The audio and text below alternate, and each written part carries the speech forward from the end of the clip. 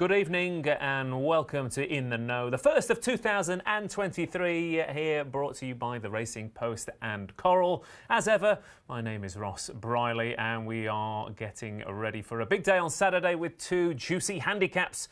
The Lanzarote, of course, over at Kempton and the Classic Chase at Warwick. And they are ably supported by plenty of interesting graded races and, as ever, insight, some winners and maybe at least one half-decent joke as the evening goes on. But we can't promise that entirely. But it is a new year. I'm sure plenty of you out there have got resolutions. But hopefully one thing that will stay the same is that you'll be with us all the way through to previewing the King George 2023. That's the whole year. I want you here for every show.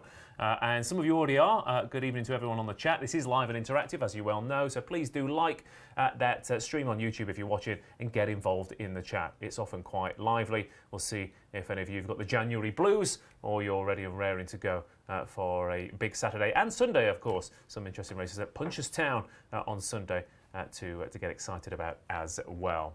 Plenty of things have changed, but most of them have stayed the same.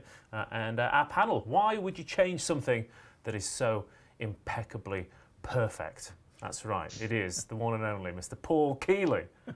What a man. I think I've ever been described as perfect for anything before, but thank you very much. Well, there you go. I think this is going to be your year, Keels. Yeah, I hope so, yeah. I've banged in a couple of winners this week already, so yeah. Looking forward to it, yeah. Just steady away across the board throughout the year, that's you, isn't it? Well, yeah, I'd like to wish it was like that. It was, my graph would be like a load of witches' hats, I think, throughout last year, so hopefully it'll settle down a bit. Yeah, it's more measuring earthquakes rather than profit and loss. Absolutely, yeah. Paul Kealy then in the studio as ever and at home, wrapped up and hopefully, well, coughing in my ear. No, that's not Tom. I thought he was coughing in my ear to welcome me to 2023, but that's our third guest. Tom, Happy New Year to you. I didn't see you on the Christmas show, of course, so it's been a while. Tell us, has anything changed? I did leave this room for about 5 minutes, I think, in the 2 months, but that's it. Right, okay. And what did you do? Did you just go outside, panic, and come back in? No, fed the dog and came back. Right, okay. And are you well? Are you rested? Are you January blues, or are you happy to see the back of the festive period? No, I don't like Christmas. That's boring, isn't it? Too many family to see. Oh my God, I had enough of them after about 5 minutes. So no, glad to see the back of the festive period. Looking forward to Cheltenham now, getting stuck into that. Looking through all the races there now. I see Mr. Kealy's been getting stuck into some of those races as well. Yeah, love it. Love this sort of January, February round up to Cheltenham. Good stuff. And do your family watch the show, Tom? No, I think they probably do, yeah, but they already know I don't like them anyway, so it's okay. Right, fair enough. As long as you're not two-faced, you're saying these things to their face as well. David Stevens, we've been doing this show for long enough now, starting to feel like family. Welcome to the show. Happy New Year to you. Yeah, well, it's good to know that Tom treats me like he treats his own family, so I feel less bad about that now. Good evening, Ross. Good evening, gents. Yeah, great to be here. Big day, obviously, for us tomorrow, the Coral Lanzarote Hurdle Day at Kempton. Second year of our sponsorship, but more importantly, the first year of the Coral Racing Club. And I'm delighted to say that since we last spoke, Ross, we now have over 46,000 members signed up to the Coral Racing Club, completely free to join, of course. We've been going for just over 60 days, and in that time, we've given away over 1,000 tickets to the races. We've had 35 owners for the day who have shared over 17 grand in prize money. We've got 200 members and their guests at Kempton tomorrow in the exclusive Coral Racing Club Lounge. We'll have the same again for next month's Coral Trophy card at the track, where you might even get to meet Paul Kealy if you're lucky that day as well. That competition, to go to Kempton, I should say, not to meet Paul Kealy, is up and running now. So if you haven't joined, you can join up now and enter that competition. And 2 weeks today, hopefully, Annie Mack will have run in the Lady Protectress Stakes at Huntingdon. So hopefully Annie Mack will have done us proud in 2 weeks' time. Well, if you're tasting me for that, Dave, I'm reminding you now that's going to cost. Yeah, but I know how you can be bought, Kills. Comes in a glass, doesn't it? It's cold with froth on top. Yes, that's it. That's the Coral Racing Club. Away from that, we have got a price boost, of course, for tonight's show. The 150 at Warwick is a race we'll be coming on to shortly, but Complete Unknown is the 11 to 10 favourite for that. For the duration of this live show, we're 6 to 4. So 6 to 4 Complete Unknown, up to 20 quid. That'll be going for the next hour. Okay, thank you very much, Mr. Stevens. And yes, we will have the Coral Racing Club in a Braveheart-style battle with the Paul Kealy fan club, I think.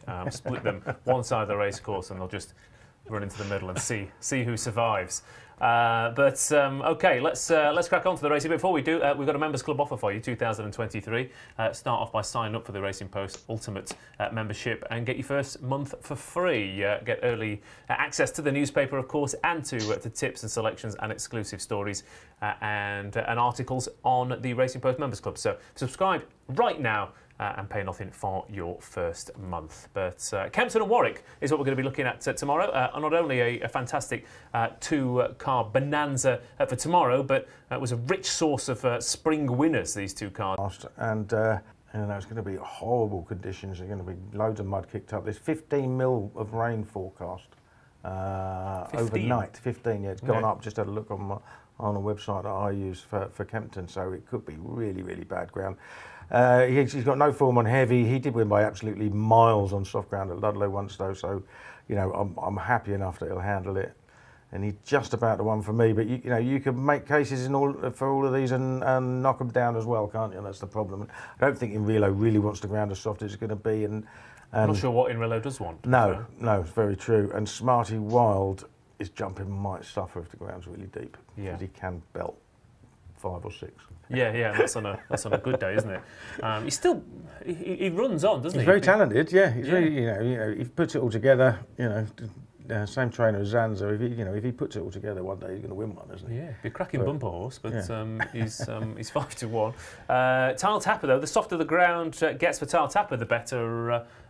Tom, this is one of these races. At initial look, I thought, I could probably find something to beat the favourite, but like I said, if the ground does get soft, and a few of these do have a tendency to throw in a stinker or two, the favourite could be the one to beat. But you've had a good day with Ansam. He's one of your old favourites in the past.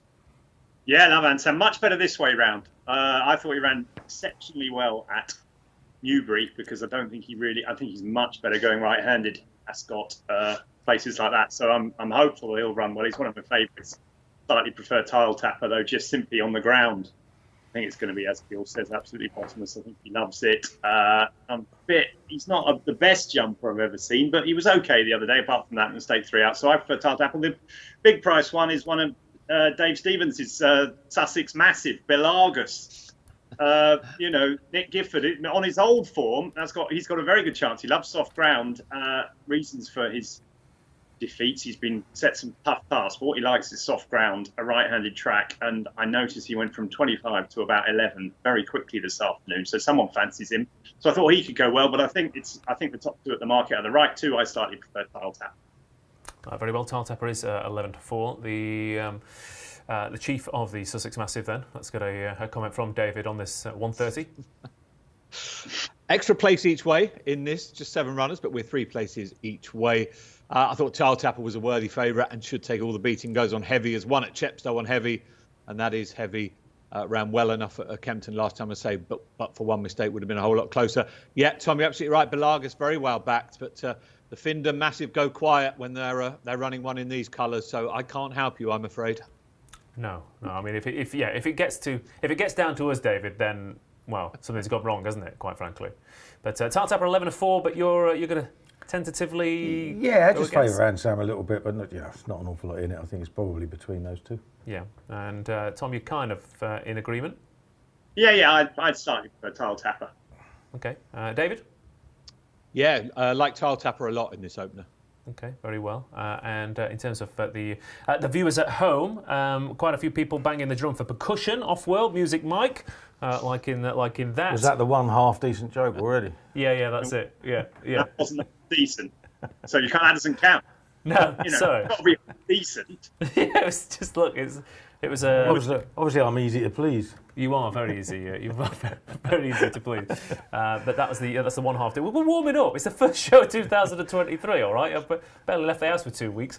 But the 205 at Kempton is where we're going to go next at the Silviniaco Conti Chase, where Pic D'Orhy is 5-4 market leader here.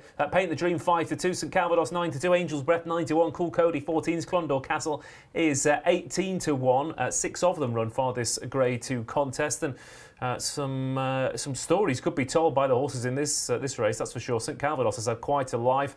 Angel's Breath has had quite a few years doing, quite frankly, who knows what. Cool Cody obviously progressed from handicaps. Condor Castle's getting on a bit now, but he was having his best year for a while, about 18 months ago. Paint the Dream, of course, in cracking nick.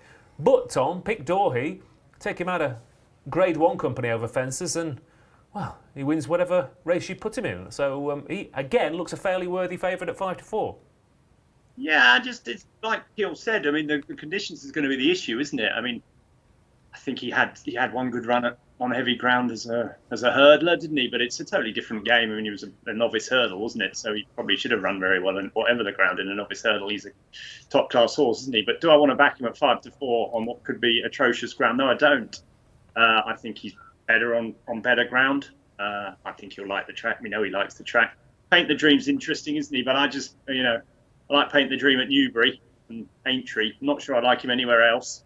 St Calvados has plenty of form that would make him easily good enough to win this.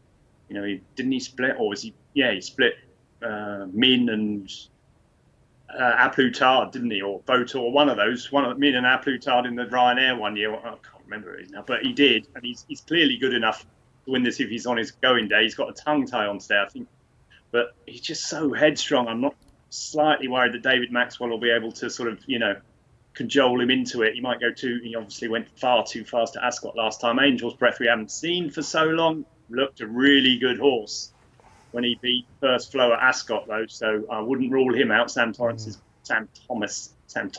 a golfer, isn't it? Sam Thomas. So, yeah. Sam Thomas, very good getting them ready first time. Cool Cody, he won't win, will he? And Condor Castle, I don't think he's good enough age 11. So if I was there, and I'm not going to be there, I'm going to be watching Reading play QPR. But if I was there, I'd be back and having a few quid on Angel's Breath.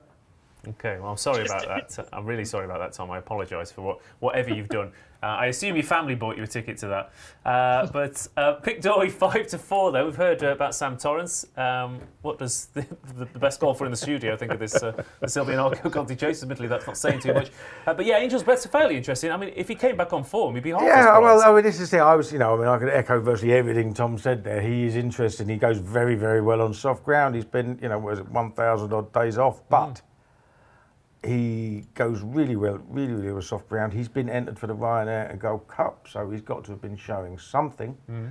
I'd imagine they've got a fair amount of work into him. Sam Thomas says he's not expecting much. We just want him back safe and sound. But what else are you going to say? You aren't going to say, I fancy the hell out of him after 3 years off the track. So and you don't send a horse back to the track after 1,000 off days without getting him fit enough to get you'd be round, mad. Yeah, you'd be mad too these days, wouldn't you? Because obviously, you run the risk of getting injured again. So I'd imagine he'd be fairly fit. And when you look at the others, you can pick. Again, you can pick holes in them. Pic D'Orhy, 5-4, heavy ground, which is what it's going to be. I'm not 100% certain he's copper bottom stamina wise on bad ground over 2 mile, 4.5. Yeah, I mean, he has placed on heavy ground over hurdles. He did over hurdles, but that was 2 miles. But I mean, I just think that he can be a bit of a short runner sometimes.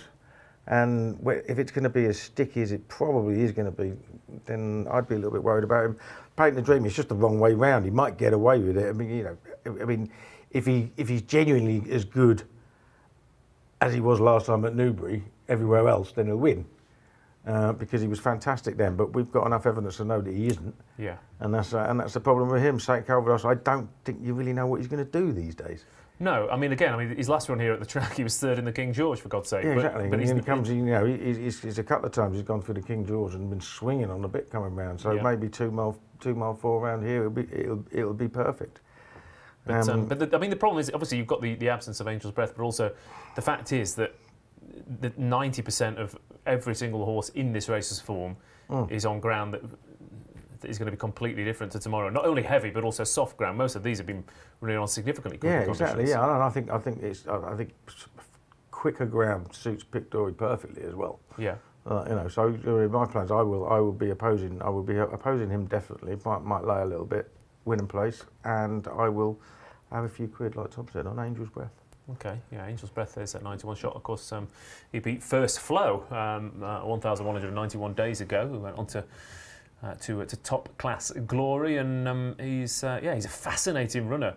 David, could go either way, of course, with that absence, but if the ground does cut up and it goes against Pic D'Orhy, this could be a tough race to figure out here.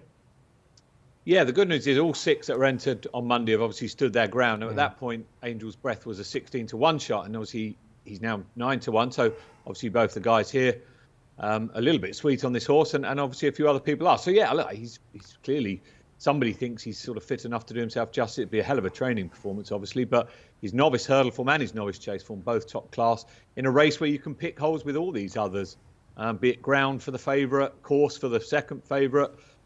Can the jockey control St Calvados better than he did at Ascot last time? I fouled this race in small field, but look, sort of with the ground go, I thought it was easy when the ground was sort of good to soft. You know, the favourite was a good thing, but I like the way the guys have spoken about Angel's Breath, but it'd be a hell of a training performance.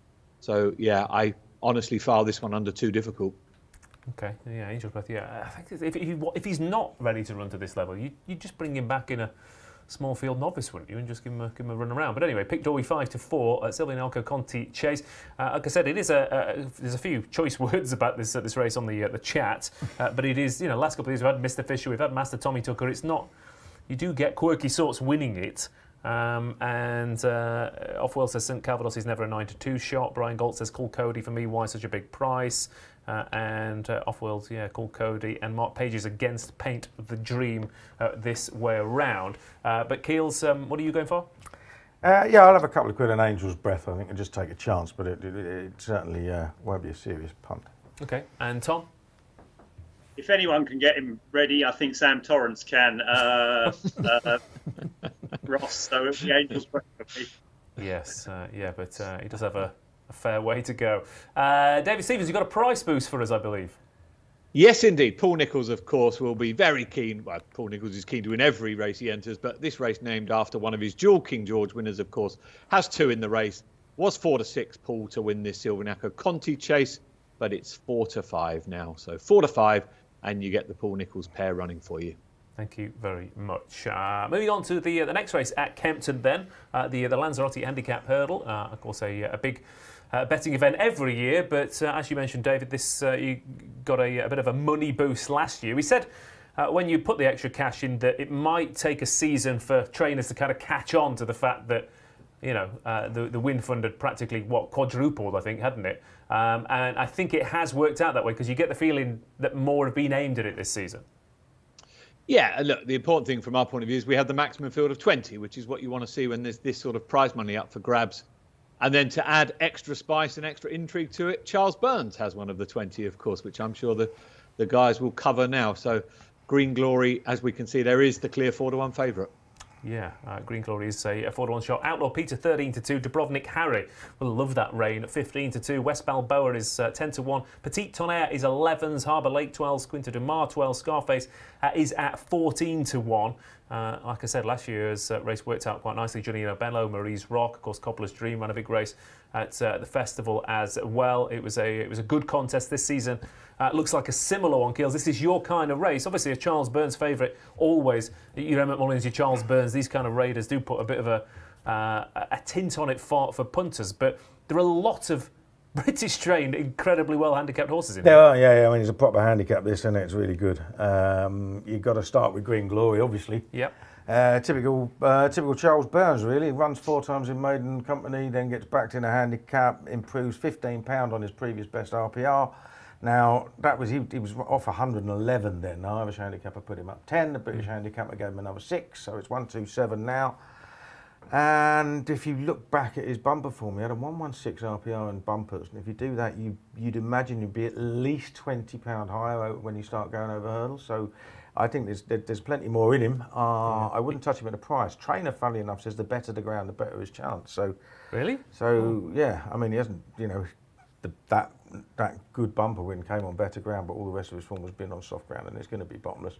But I guess he don't have much choice in either for most of those exactly. races. He can clearly handle it. But I mean, you've got Outlaw Peter for Paul Nicholls, who, he was, until Hermes Allen come along, he was saying, he could be one for the Challow. So here he is running a handicap with a mark of 130. So he could be well in. He clearly, to me, he clearly is well in. It's just the conditions are going to be very different to what he's exactly. experienced. Yeah. And because of conditions, there were two that I liked. The first of them is Petit Tonnerre for John Joe O'Neill. I think he just wants soft ground. They thought he was good enough to run him in the Grade 1 juvenile hurdle last year at Aintree, and he ran no sort of race at all. But he's looked a hell of a lot better on Upton Trip in 2 starts this year, finishing third and second last time to Red Risk. Now, Red Risk was a rag at Newbury, but he was very well handicapped on his first time out form. So I wouldn't argue with that. And I think the key to Petit Tonnerre is soft ground, because he's 3 from 3 on soft ground. His sire won a German derby on heavy ground. And I think we might see the best of him now. He looks like looks like he wants a stiff test of the trip. So I liked him, and the other one I liked was Hermes Boy. And I'm so tempted to back him earlier in the week when he was 33 to 1 anti-post, but there was just a couple in there a bit higher in the weights than the top weight was, and I thought he was going to be a fair way out of it, and he isn't now. He's only a pound out of it. He's steadily getting better. I think he loves deep ground. I think he's better going right-handed as well. I think he did really, really well to finish second to a well-handicapped horse last time at Uttoxeter, because I didn't think he was enjoying himself at any point in the race going round. And I think, he went through the race a lot better over a shorter trip when 4 to Envoy. I was going to say Envoy Allen then, but it's Love Envoy. Yeah, very different. At Sandown, and that form's worked out really, really well. Love Envoy and the runner-up, Playful Saint, I think, have both won by wide margins since. So I think that form's really decent. I think he definitely stays the trip. Nick Williams won this race 3 times. Maybe Jane Williams can, and she's flying. She's 40% strike rate this month, so she's in insanely good form. And Coles are the standout 20 to 1. I think that's a massive price. Yeah, and of course, Nick Williams. That's when it with T for 2 a few years ago. So. Could be interesting. Hermes Boy, but yeah, there's quite a few in here that will be appreciating the ground. Hermes Boy is certainly one of them if that rain keeps coming, Tom. 2 that I thought that would really appreciate conditions that weren't too bad prices are Dubrovnik Harry in particular, that third at Sandown in bad ground, and he's bolted up in heavy ground. He's going to relish the conditions for Harry Fry, who's got a good record aiming horses at this race. And the other one was Scarface, who comes off the bridle after about 6 furlongs and just keeps going and going and going, which might well be what you need for this race. Say hello to my little friend, Ross. Yeah, I like Scarface. Please, it's too early for that, Tom. I liked him a lot. And I know at the start of Joe Tizard thought last season he thought it was one of his best novice hurdles. We'll get Dave Stevens to fill us in with Joe Tizard's blog in a minute, but I can't believe he's not a lot better than 126. It's just whether he's quite ready for a race like this. I think he'll stay. I don't think he'll mind the ground. Last time at Ascot was a bit of him. He was ugly in winning, but it was quick ground that day. That was the day when everyone pulled everything out and they said it was fast ground. It probably wasn't fast ground, but it was pretty quick. I think these conditions will suit him best. I think he's very well handicapped and he'll stay all day. So he was on the list, as was Hermes Boy of Keels is there. Yeah, I just thought, looked like a horse that was going to take another step forward. Now, when he won his novice hurdle, they were talking about him being really good, beat some good horses that day. He'll love the ground. He'll keep on going, which I'm not sure all of these will be on. They had the horse that finished second in that race over Christmas here behind the well-backed Red Dawning or Skeleton horse. Barley, it was. It finished second to Grey Dawning, wasn't it? Yeah, Bombardier finished second to Grey Dawning. That could seemed have come here. It seemed like the perfect trial for it. Didn't come here. Scarface is better than him. He's well handicapped. I have no doubt about that. Just whether he's up to the hustle and bustle of a 20-runner handicap like that. This, I don't know, but at the price, I think he'll run well. Now, Mr. Stevens, give us some confidence from Joe Tizard. Yes, Joe, speaking in his Coral blog, he's pretty confident, Tom, no question at all. Says he's a much stronger horse this year. Of course, Ascot last time was just a 3-runner race. As Joe says, much more looking forward to this. Obviously, should be a decent pace, 20 runners in there. He won't have to do all his own donkey work like he did at Ascot. Joe is pretty sure he's well handicapped, but as he says, this is the day that he will find out. But yeah, there is definitely plenty of stable confidence behind it, Tom. They're looking forward to running Scarface. Of the rest, Hermes Boy very well back this week, as Paul said, was a 33 to 1 shot at the start of the week. Now much shorter than that. It's been good money around for Dubrovnik Harry. Outlaw Peter actually was joint favourite at one point this week with Green Glory. You can understand Paul Nicholls is operating at a 30% plus strike rate this season, so everything of his is of interest. One you haven't mentioned, and one is that I like, is the mare West Balboa. Very lightly raced for the Skeltons, but finished second at Sandown on her first run for a while. That was on soft ground. I'm hoping there should be more to come from that one. But yeah, it's a fiendishly tricky-looking Coral Lanzarote, or is it? Because we just don't know. Green Glory might have a stone in hand. Yeah, I mean, this is the thing with Green Glory. He wasn't exactly hiding his light under a bushel in those maidenhairs. He's still running quite well, and obviously the horse he beat in that bumpers finished fourth in the Challow last time out, and he's they haven't had to hide it that well, but he could have plenty more to come. But he's 4-1 favourite here, so he does take a decent chunk out of the market, and it's definitely not your kind of angle, Keel. So give us two against the field. Yeah, no, my two against the field are Petit Tonnerre and Hermes Boy. Okay, Tom Segal. Yeah, I think we should mention last year's winner, Cobbler's Dream, as well. Back over hurdles after a sort of disappointing effort at Uttoxeter last time. He's only £2 higher than when second to Banbridge at the Cheltenham Festival, isn't he? So he's definitely not out of it. Staghorn could go well. First time out, always goes well. Fresh Love, soft ground. Couldn't put it past him. I thought this was really hard, but my two were Scarface and Hermes Boy. Okay, and I'll take Dubrovnik Harry and Scarface against the field. And David's tips for you, and also just confirm each way turns for this. Yes, 5 places each way. West Balboa and Scarface will be my two. We do have a price boost on this race. It's Paul Nicholls or his former assistant, Dan Skelton. Paul has a couple in the race. Dan obviously has West Balboa. To win this race was 11-4, now 7-2. Thank you. On the chat, Staghorn for Dave Lowe. Hello, Dave. Hermes Boy for Poston 2007. Petit Tonnerre travels well. Ray Should Suit, says Stevens 99. Off-World says Green Glory is a plot job. And Natalie Beglin, Dubrovnik Harry is the selection there. And also, just before we move on, breaking news that L'Empresse apparently has been ruled out of the Cheltenham Festival this year, which we just heard being confirmed. So that Kempton mishap might well have put pay to L'Empresse's season, or at least up to Cheltenham. That is nice to have those things announced early, although it is a shame to not see him in March.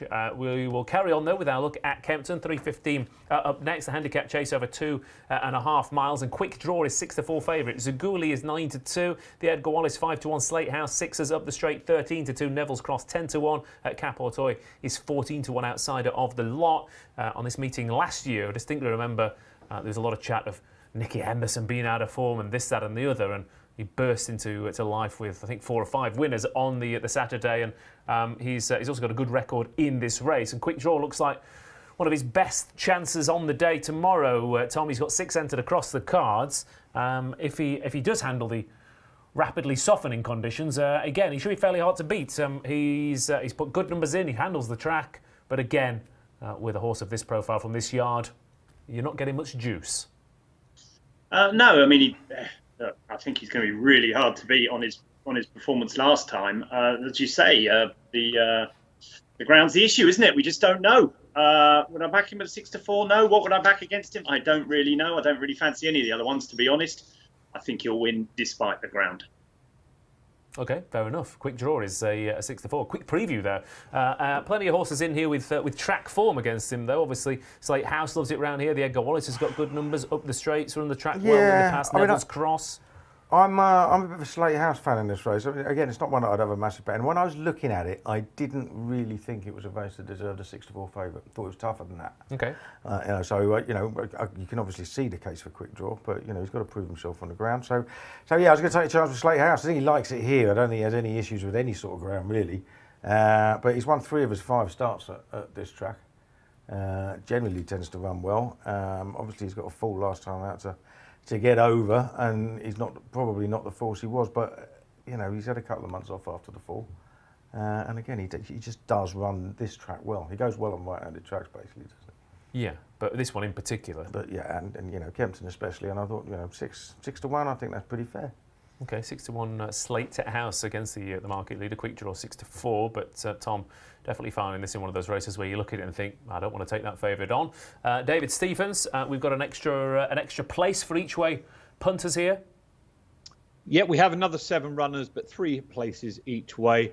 The update from Joe on this runner, not quite as positive as Scarface. Keels, Joe's a bit worried that this horse has got older now. He actually wants better ground.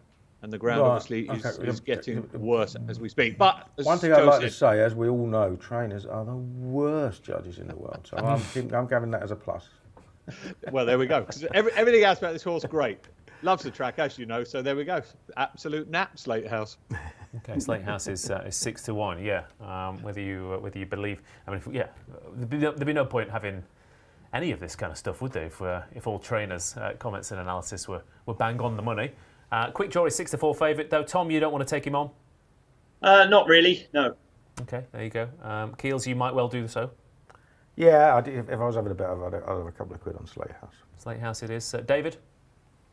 If I was having a bet, I'd back the favourite, but not particularly one I want to get involved in. No, that's fair enough. Well, we've got plenty more to come, so you don't have to bet in every race. Keep that powder dry for the 350 at Kempton. It's a 2-mile handicap hurdle where Sam Thomas, by this point, will hopefully have seen Angel's Breath run a blinder early on in the race, and he might well be getting excited about Dear Mark here, who looks to have a fairly workable mark on handicap debut. 15-8 favourite for this handicap debut against Headlaw at 9-4, Caleb at 4-1, Manila Plus at 15-2. Privatori is 10s with Francham at 10s, and Ferrobin is 20-1 outsider of the bunch here. But you've got a couple of wildly unexposed horses. Headlaw coming off the back of a lengthy absence. Caleb's definitely got a little bit more to offer. Was in too deep last time out against what we've seen as a very talented horse indeed. And Dear Mark, who it might well have only been Hereford last time at Keels, but it's Hereford's a right-handed track who suits horses who lay up with the speed. It was soft ground, so not entirely dissimilar. No, not at all. He did it, and he did it well enough. And he's obviously, a little bit green maybe, but he can improve again. My preference though was for Caleb or whatever you want to call it. I thought, he's only beaten 6 and just under 7 lengths by Taurus in that race at Haydock. He's running off a mark of 125. That horse was won at Tolworth. Yes, it was a substandard Tolworth. Amy Murphy, you'd have made 53 quid to a £1 stake. She's backed every one of her runners ever at Kempton. Something like 150% profit on turnover. She's really, she has plenty of winners here. I think it's 8 from 38 or something like that. Okay. Is that jumps and all weather? I didn't check the AW, but no, so on over jumps. So she has plenty of winners around there, and I'd give him a chance. Okay, Caleb is a 4-1 shot. Dear Mark, though, 15-8 favourite here. One that caught my eye a little bit at a price was one of my most popular underrated trainers in the shape of Pam Sly. I can never resist a handicap hurdler trained by Pam Sly, Tom, and Francham's got soft ground form, got course form, is potentially well handicapped. Getting on a bit, mind, but 10-1 could be interesting. Yeah, keep stealing my thunder, Ross. I don't know what you've been eating for Christmas, but you've obviously got the same ideas as me. But your family's been feeding me your selections, Tom. So. Yeah, exactly. Francham, I like Francham too. Yeah, I like Jamie Brace as well. I think he's a really promising young conditional rider. Francham is well handicapped on his old form. I noticed he's the Racing Post ratings nat today. He just looks like a big price to me at 10-1. We know he likes the track. We know he'll like the ground. Stable couldn't be in better form. Excitations was brilliant, I thought, at Sandown last week. And with the claimer taking £7 off, I think he's got a very good chance. Yeah, he was third to Miller's Bank in this race a couple of years ago off a significantly higher mark. I think you had something to say. Amy Murphy only has a 9% strike rate on the all-weather at Kempton.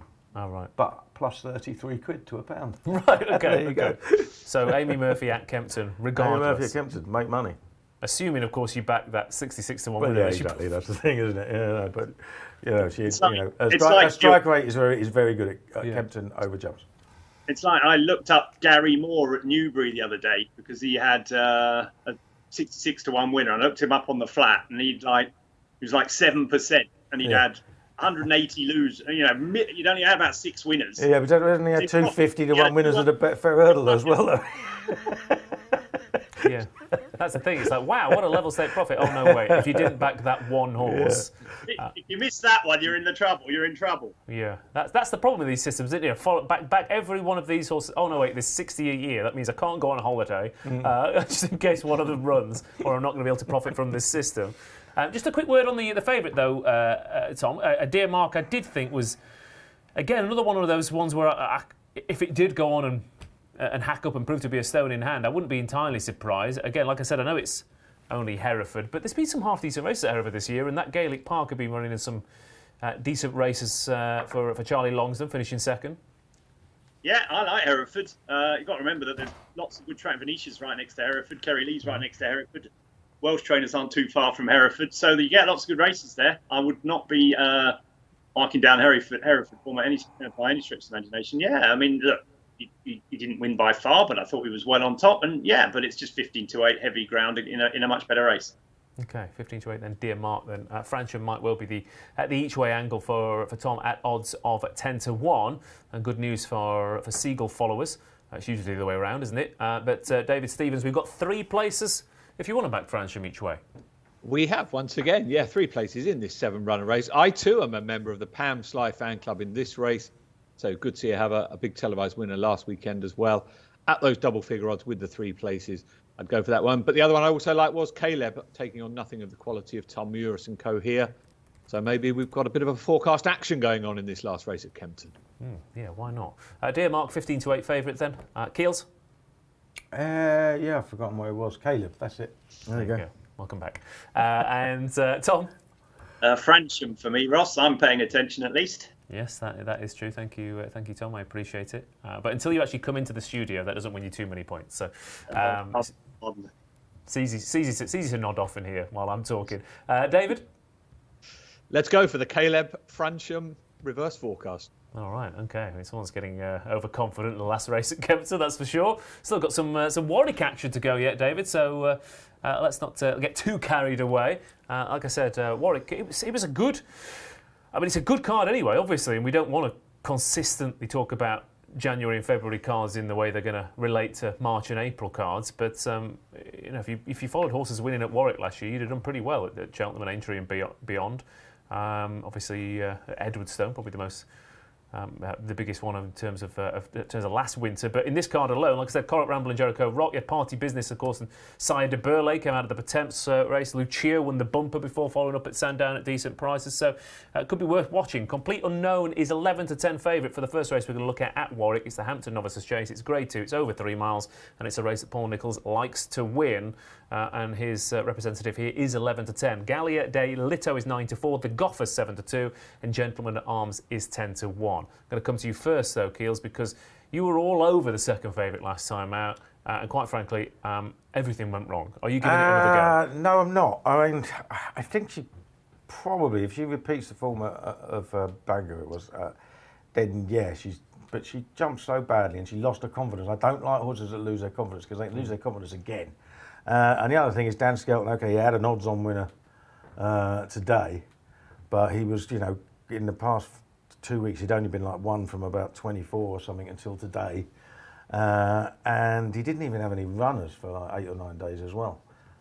So it just started to, a lot of his horses had started to run poorly. So it just worries me a little bit. I'd like to see more than one odds-on winner. Although I would say, again, I distinctly remember people saying exactly the same about Henderson just before this contest. Oh, absolutely, absolutely. Well, the point is, it's flu jab season, isn't it? Yeah. You know what I mean? We don't know who's had them and who hasn't. Yeah. And what state of readiness they are. And I thought Gallia de Lito looked really, really good, and I think she'll take the beating if she's back. But the more I look at this, the more I thought to myself, the Gentleman at Arms is just completely the wrong price. Okay. If this race was taking place over hurdles at the end of April, it'd have been favourite, because at the end of last season in hurdles ratings, he was 143, Complete Unknown was 134, the Goffer was 138, and Gallia de Lito was 120 something. It's not just his hurdles form was good. He finished second in the Leamington here. The Grade 2. He finished second to Gelino Bello in the Grade 1 at Aintree. Now, what's happened since is he's run twice over hurdles at a time when Stuart Edmonds wasn't going well. and dropped down the ratings, and then he made his chase debut over 2.5 miles on good ground at Leicester, which is absolutely no good to him whatsoever, because he's a proper stayer who wants soft ground, which is what he gets here. So there is potential for him to improve dramatically. Stuart Edmonds is now in form. He's had 3 winners from his last 6 jumps run. There's a 15 to 2/3 in the competitive handicap and a 22 to 1 runner up on the flat. So they're all running well. And I just think 10 to 1's a mad price, because, you know, if, like I said, if this had been a hurdle race at the end of April, he'd have been the one that was nearer 11 to 10. Okay. So I think he's got a big chance. Yeah, and I've got to quietly think that Leicester race was quite a good one, actually. We've only seen Don Levant's entered in a handicap next week, actually. I mean, keep an eye on him, because he then went. I think he actually went to Hereford. I don't think the race was bad anyway, and he actually jumped quite well. But it's just 2 mile 4 furlong and fast ground. It's just not for him, is it? Yeah. Yes. Okay. Gentleman at Arms then is a 10 to 1 shot overpriced, says Paul Kealy.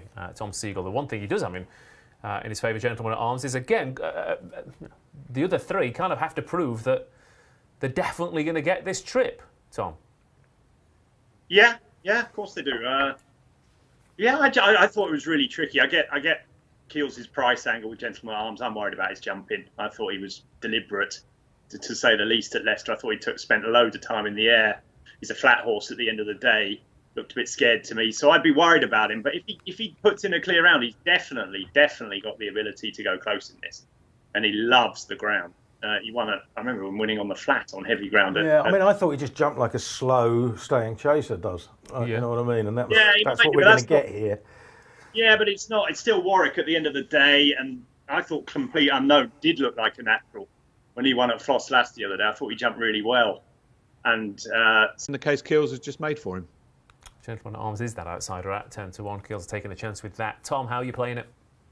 I won't be playing at all. I'll be putting all 4 in the play spot is what I'll be doing, Ross. But if you ask me what I think is going to win, it'll be Complete Unknown. Yeah, you've just got to do it. You've got to do it no matter how many times you fancy the favourite. And David? Complete Unknown, but not much of a price, obviously. No, fair enough. Complete Unknown is 11 to 10. Favourite then for the Hampton Novices Chase at 150 at Warwick. Moving on, we've got another Grade 2 contest, this time over hurdles. Gentleman at Arms, as we just mentioned, was placed in this event last season, and we've got a pretty decent field, really. This is possibly one of the toughest races on Saturday in terms of every single horse in here has earned their place in this graded contest. Grey Dawning, we've already mentioned him with that impressive win. Backed off the boards last time out. He's 130 upped in grade here. Ginny's Destiny for a yard who've got a good record in this is 7 to 2. Knowlesley Road for Paul Nichols is 4 to 1. Snake Roll, again, we've already mentioned that Timorous form is 9 to 2. Givega, there's been a lot of talk about Gary Moore's charge, and that was impressive at Fontwell last time out. Moon Hunter for Henry Daly, who's knocking in winners left, right and centre. And as we said, Stuart Edmonds is in good nick, and the outsider doesn't have much to find with Ginny's Destiny.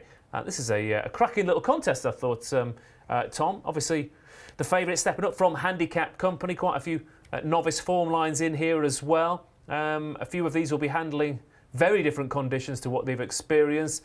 Whew, there's got to be an angle in here, surely. Yeah, well, I think it's going to be a real stamina test, isn't it? Because I think Snake Roll will like to go on. I think a few of the other Knowlesley Road's quite a strong stare as well. I wasn't that impressed with Grey Dawning the other day. I wasn't. So I would be quite happy to take him on at 130 at the top of the market. Ginny's Destiny looked good. Definitely looked good when she whipped around the outside here to beat Mexico last time. As you say, Tom Lacey has often targets won at this race. Hadramel won it, didn't he? Scipion was placed, I think. So it's no surprise to see Ginny's Destiny near the head of the market. The prices, I'd go for the outsider of the lot, Mexico. He was second to Ginny's Destiny here, but that was, as you say, when Stuart Edmonds' horse weren't in form. I thought he was much better at Southwell last time when he beat a good horse, Soldier of Love, of Jamie Snowden's pretty easily, very easily.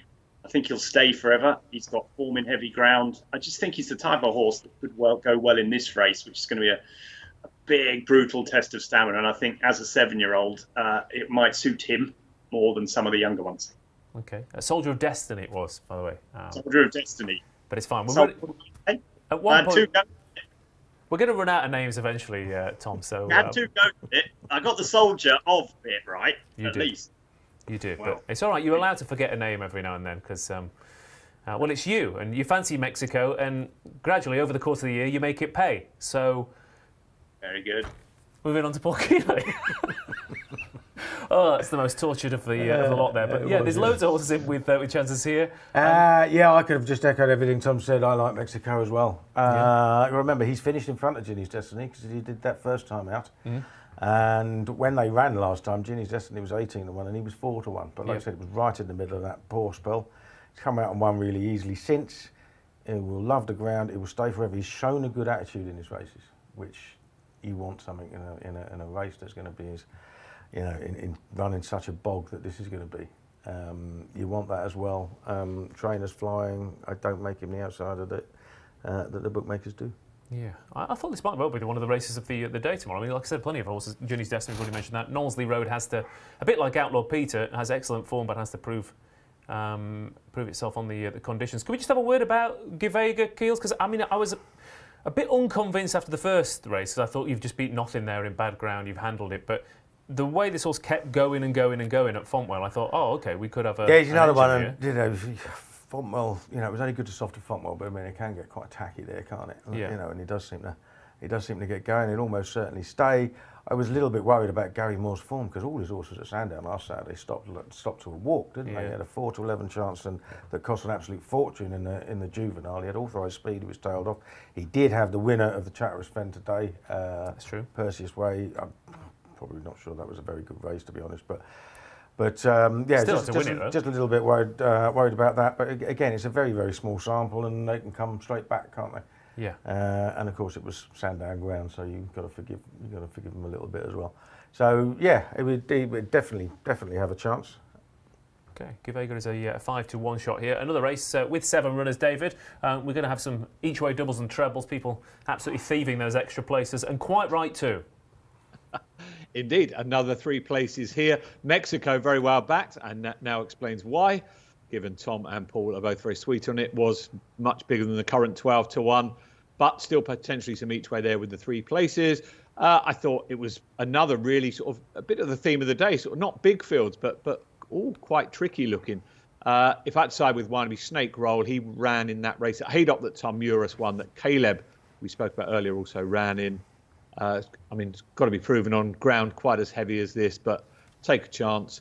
Has got decent form over 2.5 as well. So, yeah, Snake Roll for me. But Mexico, undoubtedly the market mover in this race. Mexico is a 12-1 shot, the selection of Keels. And Tom, I'll go with Givega. And David, just remind us what you're going with. Snake Roll. Snake Roll it is. Let's roll on to the Classic Chase at Warwick. The last race we're going to have a look at on Saturday's card, and rolling on isn't a bad option here because it is a race 3 miles and 5 furlongs, of course, but quite frankly, you know if you've got a chance after the first couple of fences. It is a track that you want to get into a nice rhythm at. Mr. Incredible is 11-2 favourite. With Tepan Collonge is 6-1. 3 under through 5 is 13-2 with Lord Domain Neil. Grumpy Charlie is 8-1. Nesta Park 17-2. 9-1 Not a Chance, and 10-1. And Bigger the Rest. Poor Kealy. Which of these horses gets into a nice rhythm out in front and leads pretty much all the way? Power of Willie Mullins, Mr. Incredible is favourite for a 14-runner handicapped chase. 3 starts ago, he refused to race. Yeah. 2 starts ago, he tried to refuse and ended up pulling up. Last time out, he got brought down. His best form is over 2 mile 3 furlongs. Yeah. And he's fav.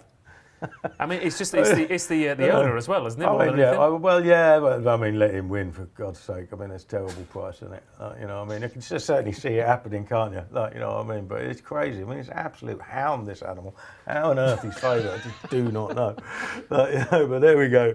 I have backed 2, and I've had each way doubles with my 2 in the Lanzarote hurdle. One of them is Not a Chance, who has a proper chance. He won the race 2 years ago off a £9 higher mark. Now, since then, Alan King said he had quite a bad hoof injury, and it took him ages to get his confidence back. But he ran okay on his last 2 starts last season on ground too fast, and then he shaped nicely behind Lamilos at Bangor in the race he ran in the year he won this race, and then he came straight here from it. So he's had exactly the same prep. Trainer said in the weekender that he's been going well at home and he's been deliberately kept back for it. And he doesn't turn 9 till mid-April, so in terms of age, there's no reason why he can't get back to his former best. He's it's not like he's an ageing horse on the downgrade. So I think he's potentially very, very well handicapped if he does bounce back. I think he's shaped well enough at Bangor to think that he can come on. But if I backed him, I've got to back the one who finished a fair way ahead of him in second to Lemilos, and that's Lord du Mesnil, who is still well handicapped on his old form. He might be a 10-year-old now. But he ran a cracker there. You've got to remember, Lemilos won the Cold Gold Cup afterwards. Lord du Mesnil, he is a proper mudlark. He has run 19 times on soft or worse in Britain. And been in the first 3 on 14 of them. This would be pretty fast for him compared to the Haydock conditions. Well, yeah, exactly. Hopefully he's not just the Haydock specialist, because he doesn't really seem to win anywhere else, does he? But he's never been here. It's a left-handed track. It's nice and wide open. If he gets in the rhythm out front, he could be hard to beat. Okay, a couple of selections then for the Classic Chase. Tom Segal, what was on your radar? All of them. Literally, I thought it was the hardest race I've ever, One thing I don't want is a full start, because I think we saw in the Veterans Chase last week, it spoilt the race for me, because the first 2 were the only 2 that got out from the standing start, and I never saw anything again. Do you know what I mean? And I think those standing starts are a pain, because it'll change the race. If we can get them off and running and we get them into a rhythm, people like me and Keels can have a good crack at trying to work out what might happen.